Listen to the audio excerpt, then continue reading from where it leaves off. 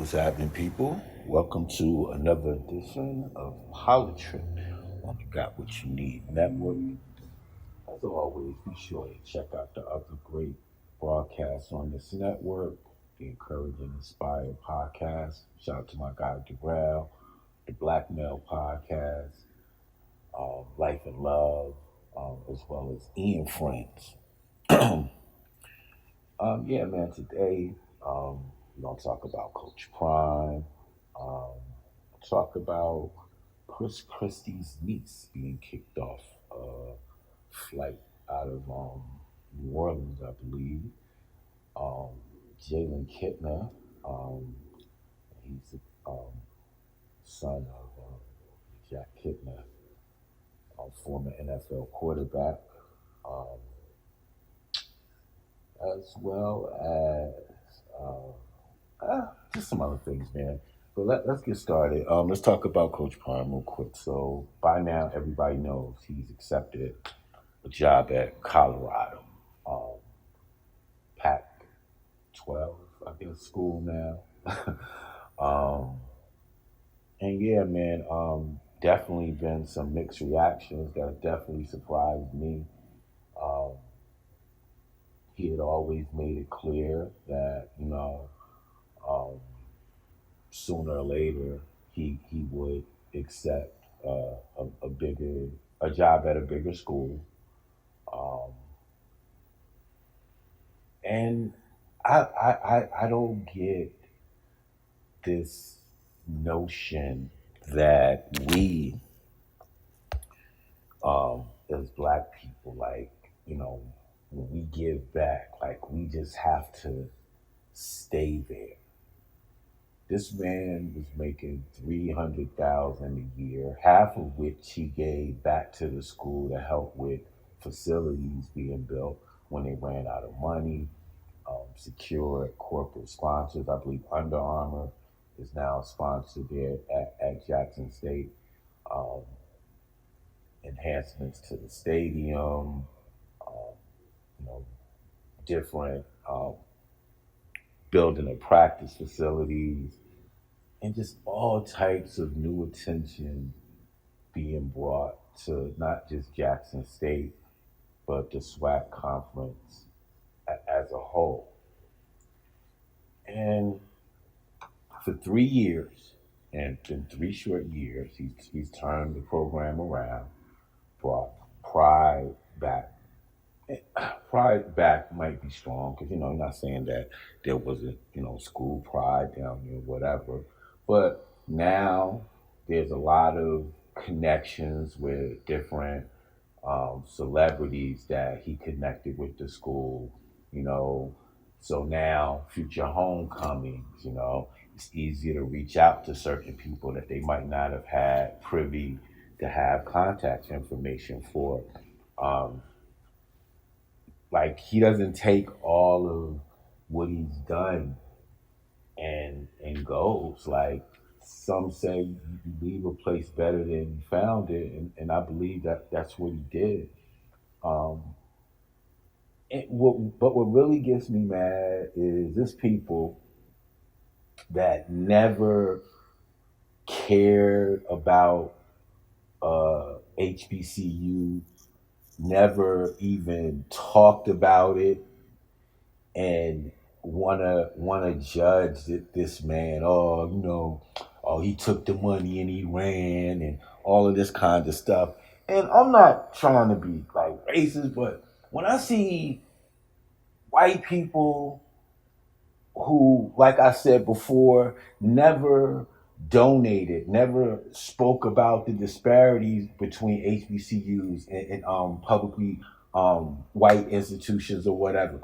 Like, and then for you to get on social media and go after this man or whatever, I just think it's so corny. So corny. You don't care about those kids. You just care about, like, throwing shade at somebody that people was giving props to, so you could say, told you he ain't real, he just like everybody else. Like, You would never say that about a white coach going from a small, obsolete school to a bigger school. And I say that because no one said anything about Hugh Freeze going to Liberty with all the crazy charges he had, you know, sexual harassment, all types of nonsense or whatever. And then as soon as he showed that he could still coach and, went to Liberty and I guess they threw the holy water on him or whatever, what was the first thing he do? Run and take the job at Auburn. No one said anything. Anything. Anything. And this was somebody that no other school would have touched besides a school like Liberty because they knew they had the cover of being a religious, a Christian college, a Christian university or whatever. And it wasn't like once people spoke on it, it was going to pretty much be a non-story or whatever. But let's not forget what he did. He was untouchable when Liberty hired him. And now he's coaching Auburn. Nothing. But now you have Coach Prime who helped build stuff at a school, bring attention to a school that, like, even if you paid attention to the SWAC, you were looking at schools like Florida A&M, Bethune-Cookman, Southern, Grambling, and I'm not saying like Jackson State, whatever, but Jackson State hadn't won the SWAC championship in a minute. You know what I'm saying? So let's just be clear. So salute to Coach Prime. Um, Appreciate what you did, for our people, for the culture, and I wish you well in all your future endeavors, man. Like I'm speaking on my behalf and people that think like I do, man. I salute you. I salute what you did, um, and I salute the seeds that you planted that will help the university continue to grow. And like the haters, man, they're gonna talk. So once again, man, thank you, thank you, thank you, Coach Prime. Can't wait to see how the Colorado Buffaloes look next year. Can't wait to see what big time recruits you land. And yeah, man, I wish you the best. And if anybody wants to really speak on behalf of Jackson State, then just go read the statement that the Alumni Association made to him. So I'll leave it at that. Y'all already know how I feel about former New Jersey Governor Chris Christie, Mr. Bridgegate himself. But besides him finally growing some and deciding to attack Donald Trump publicly, it's a little bit of irony to that story.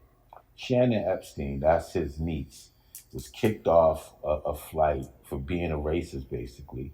She called a Latino family that was also on the flight drug mules. And as they were removing her from the flight, she began to fight, injured six deputies, spit on one of them, bit one of them, breaking his skin, then yelled that all of them would lose their jobs because her uncle was close friends with none other than Donald Trump. I don't know about that anymore. But um, I bring I bring this story up to simply say, man, like this is why, like the Trumpism can't be ignored. This is why I continue to call people out that try to normalize, neighbors, friends, family members, they want to go back to speaking to them and all that kind of stuff. So they try to ignore the nonsense. And this is why you can't. This is why you can't. Like, here wasn't anything in which her rights were being violated. She wasn't losing any money. She wasn't paying any extra taxes. Nobody was getting an abortion on that plane. Um, I believe the family was heterosexual, so we're not talking about a gay Latino drug mule family. So I'm bringing up all these things to say, like, what was the reason in her concern that she had to engage with this family anyway? I'll tell you, it's that Trumpism, it's that nonsense, it's that, like, I own any place that I decide to visit, to grace with my presence. Like, it suddenly becomes about me. And although I have no ownership and no right to restrict who can come and go from a place, I will continue to pretend that I do, and will make scenes and get arrested, you know? And we're just lucky that, like, this time, like, that the authorities acted appropriately. In many cases they wait for the situation to get, to go too far. Like, imagine if this had not happened on a plane and happened at a restaurant, and the people that was doing harassment were regulars, and the owner didn't want to call the police on them or whatever, and then it got out of hand. And what if the wife, or the family, got tired of being insulted, and subject to these racist things? So she stepped to Miss Epstein. Like, we never look at, like, the what ifs, in these situations. Like, and we already see that the checks and balances that supposed to be in place in society don't always work. Like, if they did, like, Trump would be indicted already. Like, you can basically excuse everything he did, right? But now we know for sure that he was part of the planning of the January 6th insurrection. And we know that he stole top secret documents and took them to Mar-a-Lago. Like, we know that is fact. Anybody else would be in a federal holding cell waiting on trial. I understand with him being a former president, it's some logistics that's involved in that. But he's a private citizen now, and he can't be above the law. And we see that it's still remnants of that behavior out there. And it should be shown that even though Christie tried to come out and speak out against Trump, that his family was still calling him close friends with the former governor. So we all know that was a front, and that was just a way to position himself to try to run for president again. And do remember, in a state that he had already had on lock and was going to win his second term by a landslide, he still decided to bully dozens and dozens of small town mayors and force them to endorse him, or he would hold back state funds for different projects in their municipalities. So, like, and that's in addition to so many other things he did, like, just from a racist standpoint. And then, to go back to Bridgegate, and regardless of whether he was charged or not, people in his senior administration went to prison because of the actions that they committed on his behalf. So it's just crazy, the things that some people just assume that they can come back from, and that that, like that Bridgegate is not going to follow him forever. And then let's not forget when he closed down all the state parks, and then him and his family went and sat on the beach at a state park. Just to give the middle finger to the people that don't like him in the state. Like, this is the type of dude that he is. So I'm not surprised at what his niece did. That runs in the family. That type of attitude runs in the family. And all of these fake I hate Trumpers who are just trying to position themselves just in case he's indicted, and then it's open season for the GOP nomination. They want to feel like they're on the side of right and to say that they said something, prior to the indictment, even though they know it's going down any old way. Oh man, Jalen Kitna, quarterback at the University of Florida. Um, Jack Kitna's son was arrested and released on an $80,000 bond for possession and distribution of child pornography. So now let me explain like what he did, and then y'all can decide um, you know how big a story is. All right, so he shared a video on a social media platform called Discord, um, and it showed a grown man sexually abusing a very young girl. Um, I think after that he made after that I think he shared it again, and once it was shared, then I guess the Organization for Missing and Exploited Children contacted the FBI. Um, they started to investigate, and then they found some other images. Um, Two, I think, were of naked young girls in the shower, and I forgot what the other um, photo was, but it was also um, put into evidence. Um, like, just talking about it is kind of sick. So, uh, you know, I don't understand why this story is so quiet, especially in a red state like Georgia. I mean, like Florida, in which and I just thought like we were all out to get child predators or people who distribute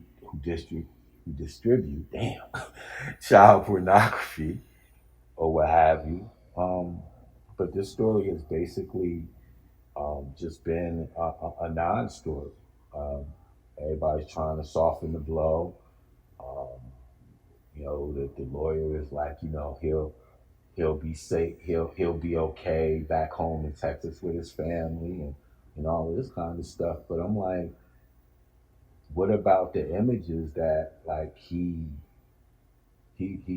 distributed? Like that was real, and those are real people in those videos. And for some reason, like he gets off like looking at stuff like that. So I just really think we would really thought, especially since he's an athlete, that this would be more of a story on your national sports channels the same way other stories was. And like just think about how big Jameis Winston crab leg story was compared to Jalen Kitna distributing child pornography. Getting a hookup because they know who you are, and they basically told him, yo, I'm gonna be at Publix today. Yo, I got you. Come through. And somebody told. I'm not saying that's cool but that happens on every campus across America with similar situations like that, and in any businesses that like are near the campus or whatever, where college kids work. That's just what it is, man. Like, and I'm not defending Jameson, whatever. I'm just saying is that we heard about that story for about a month. You know, everything he did on the sideline, everything he did, you know, in class. Oh, he yelled something out, during lunch. You know, I guess in the cafeteria, that became news or whatever. But here we have one of the most serious and heinous crimes that you could ever be accused of, and once again, barely a blip on the outrage, the media outrage meter, as I like to call it. Recently, we had convictions for some of the most serious charges that any American citizen could be charged, and that's seditious conspiracy. Elmer Stewart Rhodes and Kelly May were two of the ringleaders of the January 6th insurrection. And I don't even think they were there, but when I say ringleader, directed it, planned it, supplied firearms that were at a Virginia hotel, had boats set up to come up the Potomac to attack if necessary, and so on and so forth. And now they both face over 20 years in prison, um, and in the difficulty in getting these type of convictions just show how dangerous these men were. Now, I bring that up to talk about defensive coach of the Washington Commanders, Jack Del Rio, who was quoted as calling the January 6th insurrection a dust up. And yeah, he got a little pushback at first or whatever. Then he canceled his Twitter account, and basically he was unavailable to the media forever. But now since the defense is playing a little better and the team is winning, I saw him pop up. And I just want to know that now that we know, like, it's not just property damage, it's not just, and we've had some other felony convictions that carried 7 years. I think something carried 10 years, but none of them were the charges of seditious conspiracy. Like, which next to like being like a traitor is like the most serious thing you could do as an American citizen. And I want to know why the media isn't following up to say, hey, you called this just a little dust up. And now we have convictions of some of the most serious charges ever in U.S. history. Do you stand by your words of it being just a dust up? Like, at some moment, people who are defending January 6th or the participants in that insurrection have to be held accountable. You can't say, oh, well, I supported them because they were upset with the government. Nah, man, look, we are allowing people who want this country to go back to where it was in the 50s and 60s, to like parlay that spirit into some kind of right. Like, I should have the right to hate and oppress people if I want. Now, you have the right to hate who you want, but to use political power to intimidate and oppress is a step too far. Like there was a shooting at a gay bar, and I was talking to my wife, and I was like, here it's some gay people in this town who, however the club got to be known as the gay, this place where gay people, congregate. I'm pretty sure everybody in town know. So if you straight, you know that ain't your cup of tea or whatever. But every time I turn around, it's so-called straight men who just think that that's hurting America or hurting the country or whatever, that they show up to these places where people that they pretend to hate is going to be.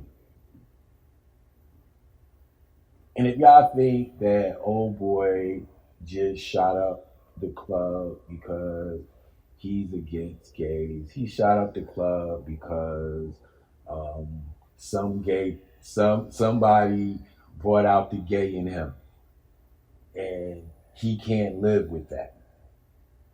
Like, and trust me when I tell you that most people that speak out against abortion, you could go to where they facilitated abortion for someone, for a woman that they may have impregnated or a family member. It's always some underlying thing when people pretend to care so much about things that don't really affect them.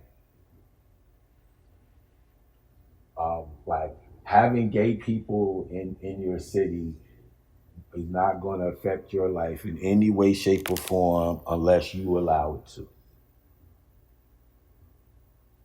So, going back, I guess, to like my original point about like these criminals and um, this Trumpism that allows people who are upset that the country is becoming more diverse, and then trying to parlay that into the country's going into shambles or the country's going down the drain. I watched Republican after Republican have to admit to getting PPP loans that they were then excused and not made to pay back. Hundreds of thousands, in some cases, millions, that they were just given and not made to pay back.